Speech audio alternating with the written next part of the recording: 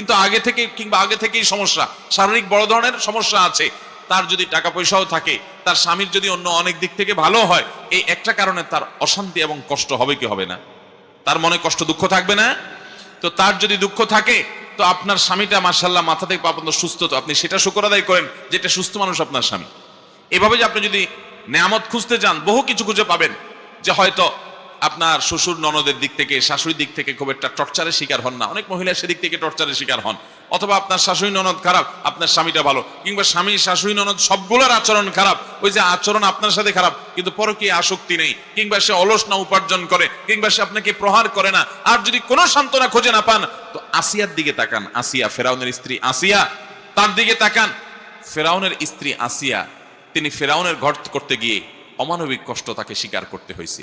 যে জুলুম তাকে করা হয়েছে, যে টর্চার ফিজিক্যালি শারীরিকভাবে তাকে করা হতো শুধুমাত্র ইমানদার হওয়ার অপরাধে, শেষ পর্যন্ত তাকে উত্তপ্ত রোদের মধ্যে ফেলে দিয়ে, তাকে শুলের মধ্যে ফেলে রেখে অত্যন্ত নির্মম ভাবে শরীরে পেরেকের আঘাতে পেরেক পুঁতে মেরে তাকে রক্তাক্ত করে নির্মম ভাবে তাকে হত্যা করা হলো। তিনি শাহাদাত বরণ করলেন। আল্লাহ রাব্বুল আলামিন কোরআনে হাকিমে সে বিবরণও দিয়েছেন, এবং তিনি আল্লাহর কাছে বলেছেন, রব্বিবনিলি ইনদাকা বাইতান ফিল জান্নাহ, আল্লাহ তোমার কাছে জান্নাতে একটা ঘর আমার জন্য বানিয়ে দিও। এ অমানুষ, এ জালেম স্বামীটার জুলুম স্বীকার করে আমি যাচ্ছি দুনিয়া থেকে, তুমি আমার জন্য ঘর বানিয়ে দিও।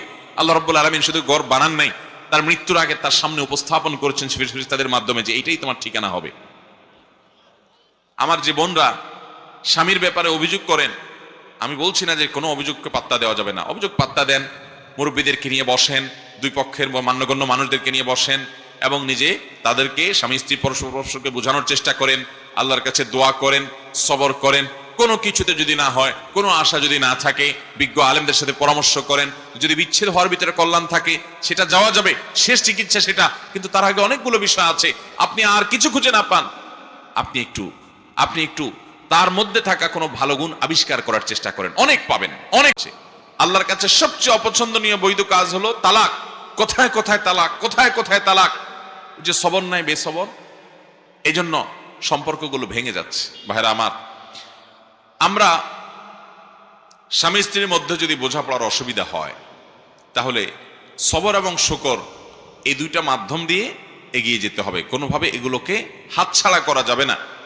ডক্টর খন্দকার আব্দুল্লাহ জাহাঙ্গীর রহমতুল্লাহ আলাইহির এ বিষয়ে একটা বক্তব্য আছে। স্যার রাহিমাহুল্লাহ বলতেন যে স্বামী স্ত্রীর মধ্যে যদি কোনো প্রকার বোঝাপড়ার গরমিল হয়, তো এক শ্রেণী মানুষ পাবেন, তারা স্বামীকে যেরকম উস্কায়, স্ত্রীকে এরকম উস্কায়, এবং সম্পর্কগুলো টিকতে দেয় না।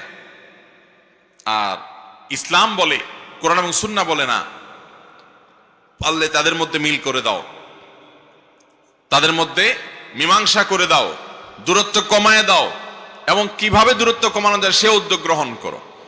আপনারা দেখবেন, কোন মহিলা তার স্বামীর কষ্টের কথা যদি কোনো মানুষের কাছে বলে, বিশেষ করে কোনো পুরুষের কাছে যদি বলে, তো অনেক পুরুষ আছে, এগুলো মানুষরূপী ইবলিস, এগুলোর পরিচয় আমি বলি, এগুলোর বৈশিষ্ট্যটা আমি বলি।